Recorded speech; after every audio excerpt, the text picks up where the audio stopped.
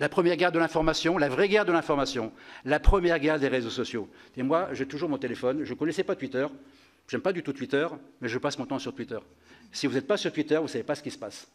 Et parce que vous ne savez pas ce qui se passe, vous ne pouvez pas répondre. Et on nous demande une réponse instantanée à tout ce qui se passe, on vous le demande à vous, responsables politiques, et c'est impossible de le faire. La guerre, c'est du temps long, c'est du recul, il faut prendre de la hauteur, on ne peut pas être dans la gestion de chaque événement en instantané. Première guerre des drones aériens navals, ça c'est un sujet majeur, j'y viendrai dans les questions. Je rappelle que c'est la première étape. La première étape, ce sont des engins pilotés par des hommes à distance. La deuxième étape à laquelle on n'échappera pas, ce sont des engins qui, avec l'intelligence artificielle, choisiront eux-mêmes leur objectif. On sera assez proche de la notion de robot. Hein, j'en parlerai. On n'évitera pas la guerre des robots.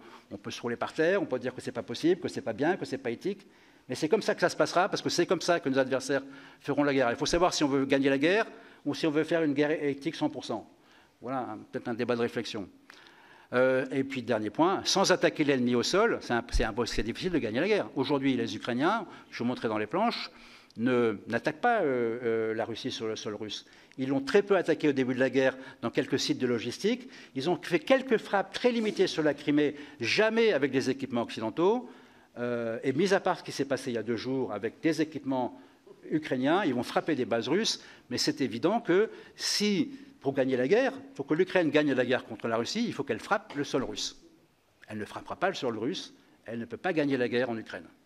De la même manière que la Russie ne peut pas gagner la guerre en Ukraine non plus. Bon, donc ça, on verra un peu sur ensuite comment ça peut évoluer. Mais pour des raisons différentes, en ce qui se concerne.